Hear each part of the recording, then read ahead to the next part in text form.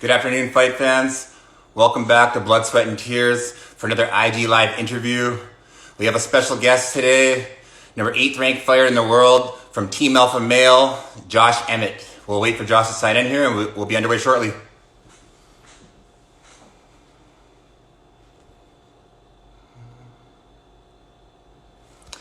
Josh fights June 20th versus Shane Burgos.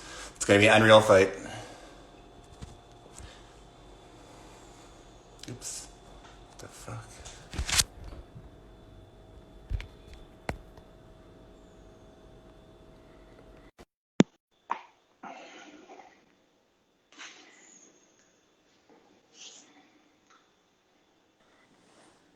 Cool.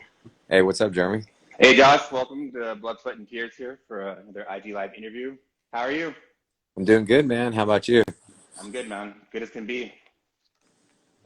So how was it's your first fight in almost a year? Yeah. How do you feel getting ready to get back into that cage? Yeah, no, I'm excited. I haven't fought or got paid since July 13th last year. So, yeah, I'm excited for it, and it's a tough test, so I'm ready to, go out there and make another big statement and, pursue that featherweight strap. Of course, fight fans everywhere will be excited to see you back in that cage. How's training camp going for you? It's going really good. Even with the pandemic and everything, it's definitely uh, different than most training camps, because we've had our gym was shut since March 19th.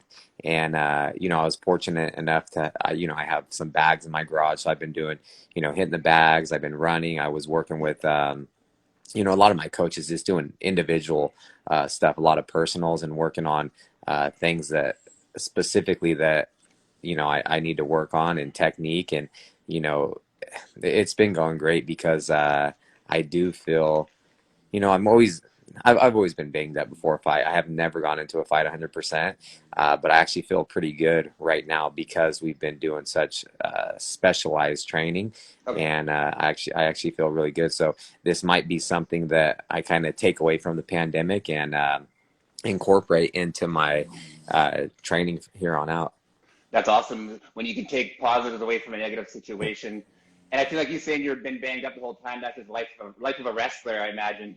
Yeah, no, yeah. So it's the same thing. I've always I don't think I don't even know how I haven't been 100% like I said before fights, and sometimes before a lot of my fights I haven't been able to grapple, wrestle, do any of that. So I would hit mitts with my boxing coach and run on the treadmill. But as long as I can get my weight down and Yeah. be in good condition, I know how to fight. I've been doing this for a long time. It'll just come out, and obviously the better the fighter, just like wrestling, I always rise to the occasion and put on a better performance, and that's what I expect in this upcoming fight. Definitely. Have you been able to train with some of the Team Alpha Male guys at all, or you basically been on your own kind of, Oh or yeah, have no, you? no, no. We've been training the Okay. whole time. So we've especially when guys got fights. So it was like Darren Elkins had a fight Yeah. booked, Song Yadong, and the whole time I was in the gym doing stuff, and Cody's been in there. So we had a small group. So it was Darren, Cody, Song, Andre, and I, and we've been sparring the whole time. We've been doing practices with our coaches, and then also just working a lot of individual stuff. So I've been working the whole time, and but I haven't had anything booked, so it's kind of Yeah. hard to stay in like this type of shape for a maybe or a Yeah. possibility. But as soon as I got the call, that's when like a switch is flipped, and I'm like even more motivated, and even though it was a 4 week notice, a little sooner than I would have liked, but Yeah. I'll make it happen and I'll be ready. So you basically got a 4 week training camp in, is what you're saying? Yeah, or yeah, I Even I less, got almost. I got call 4 weeks out to fight Burgos, so I'll basically have a 3 week camp and then go out to Vegas and cut the weight or lose the rest of the weight. So getting to Shane Burgos in the fight itself, what challenges do you think he presents in this fight coming forward? Yeah, he's tough, man. It's a definitely a tough challenge. He's tall. He has a long reach. He has you know he throws a lot of volume. He has a high output, a great gas tank, and he's well rounded. He's most known for his striking, but don't let that fool you because he's a BJJ black belt as well. And if you look at his earlier fights, like his amateur fights, are all by submissions. He has a slick submission off his back against Hollowball, Yeah, and so I just have to be ready to go 15 minutes. Um, just hard as hell and just be prepared for a war for a potential 15-minute fight if it goes the distance. I just have to stick to the game plan and not make any mistakes. definitely. I rewatched his fight with Calvin Kattar today, and even in a losing effort, he looked good in that fight. Yeah, He was no, he he was looked coming on. great. Yeah, he was coming on at the end of that second round there, and then Kattar came out in that third and did his thing. And that's his only loss ever, and it's to Calvin Cater, and look at where he's at now. He's ranked Yeah, six. He's a great prospect, and almost he'll be a challenger here soon. And that was a few years ago, and it was a phenomenal fight, and who knows how it would have went if it went to the scorecards. He got caught in the third, and but that is one thing. He will be coming forward, and it sets up my big shots. I won't have to. I don't think I'm going to have to worry about chasing him around. That's for sure. yeah, yeah. He was pretty fresh going into that third round too. So I think it'll be your guys' fight. When I saw when it was booked, it has like recipe for fight of the night.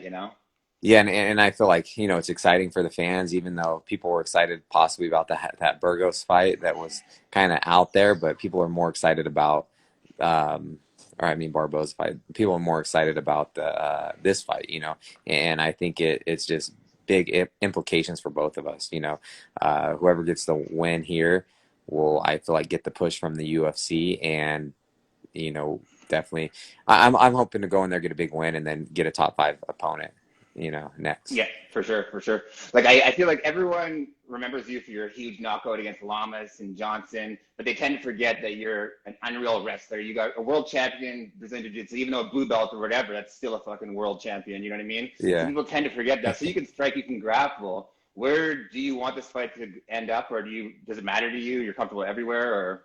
Yeah, no, I'm comfortable everywhere. I'm well rounded. I haven't got to showcase a lot of my grappling and wrestling. I have a wrestling background or base. I've wrestled since I was a little kid, all the way through junior college at the 4-year level. Like you said, I've done one jujitsu tournament, and that was the World Championships. Just because, my coach was like, "Oh, you'll do good at this," and it was no gi, of course. And I went out there. I beat everyone. No one scored a single point on me, and I tapped the guy in the finals.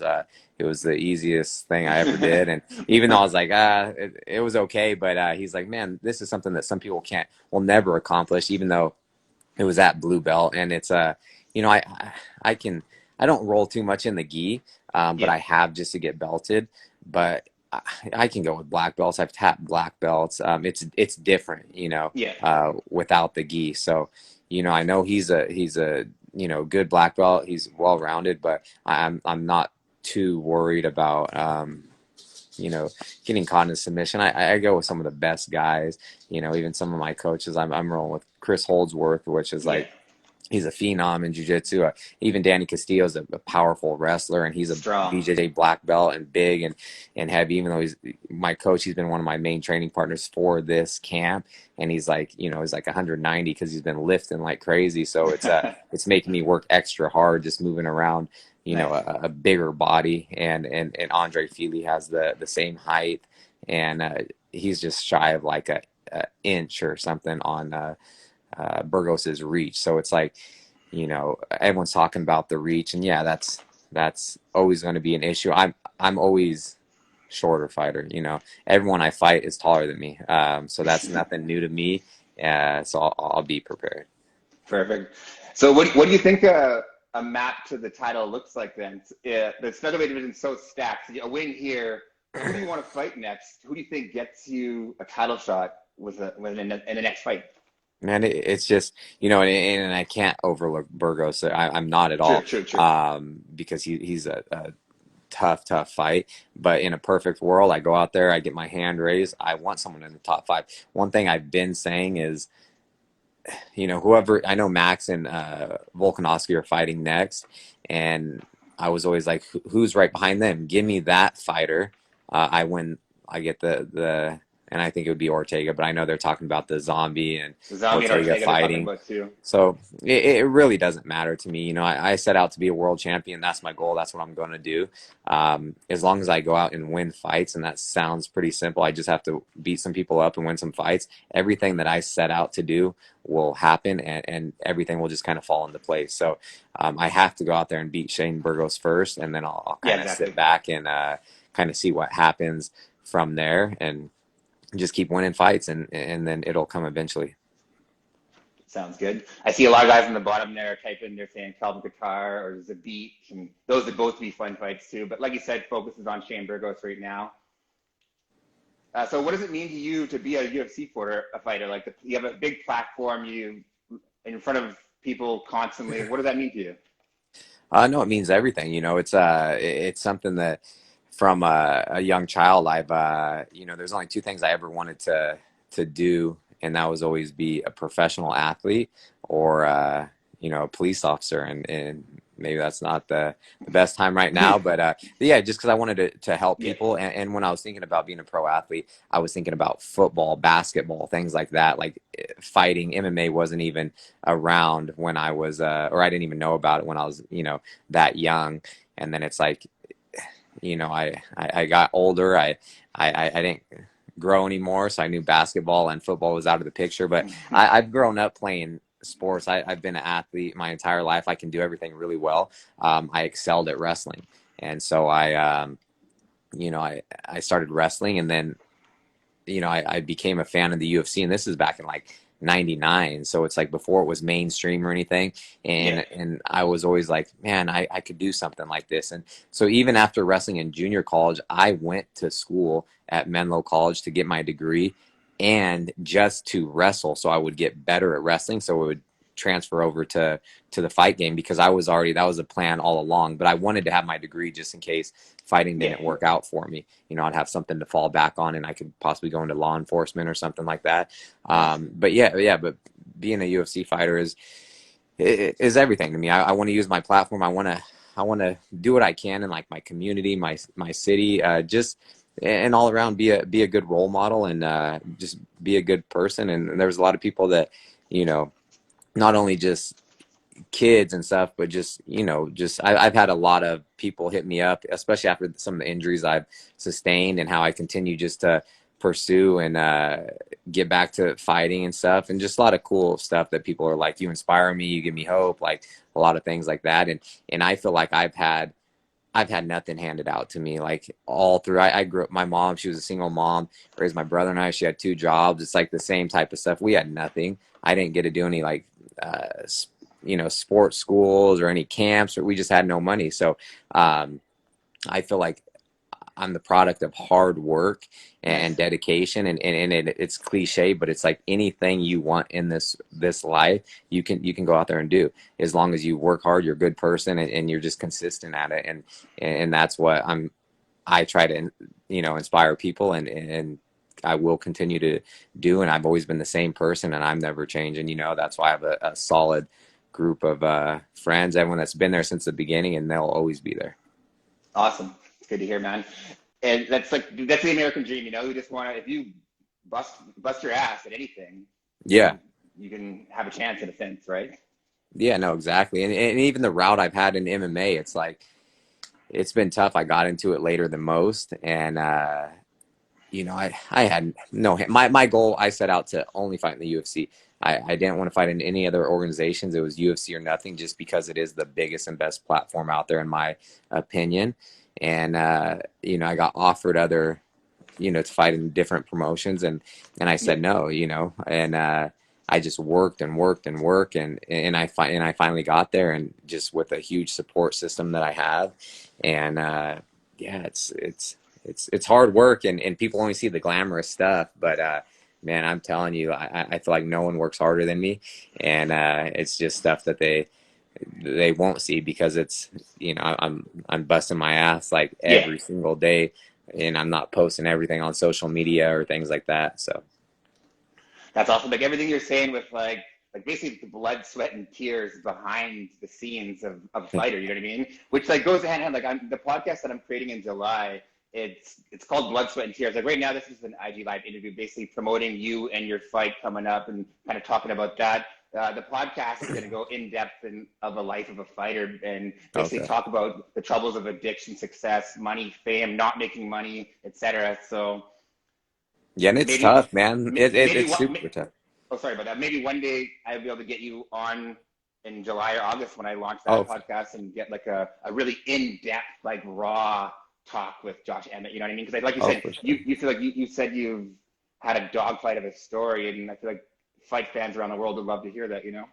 Yeah, no, and it's true. Like I've had, it's been tough. Like I've been pursuing this dream for so long, and I felt like even my wife's had to sacrifice too, and she's been the biggest supporter of me because we've been living in, like just renting out rooms, living in one bedroom apartments, living with our best friends that my best friend Johnny and Felice, they knew, um, how important this was to me. So they let us, after I graduated college, just move in with them, not pay rent, just so I could pursue this. And there's, without them doing that, I don't even know if I would be able to, because I'd have to get a job and, you know, Yeah. pay rent and do all this stuff. But they're a huge help, and I have the best support system and so many other people that have helped me along the way. And yeah, it's crazy, and people just see certain things, but it's like, just to a few years ago, I'm 35 years old now. I like 33, I've been like just barely making it, you know what I mean? Yeah. Until then I've just started to be able to travel and do things that I've always wanted to do, but never had the means to do it because I've been pursuing this dream for so long. And I feel like I'm nowhere near to where I want to be, and where I will be, given the next 4 or 5 years of my career. And that's a good thing nowadays with the knowledge that we have of what to do with taking care of your body and everything else. Like you look at someone like LeBron James in the NBA, he's the amount of minutes he's put on his body compares to like guys like Jordan and stuff back in the 90s and stuff. LeBron's put on almost double the amount of minutes, and but we have that knowledge now. We know how to take care of our body, right? So there's no reason why we can't see you fight for as long as you think you could fight. You know what I mean? So Yeah, and I'm starting to feel better at, just because I have such a, great team behind me, and not just like Team Alpha Male, but I'm talking about, I work with a lot of like, doctors, therapists, nutritionists, dietitians, things like that, and just even my chiropractor and people that do all the body work stuff for me. So it is down to a science. I have everything dialed in. I feel the best I ever have, even though I look at my age and I'm like, sometimes it just gets in my head, because, but I did get into this later than most. I haven't had the miles or the yeah. wars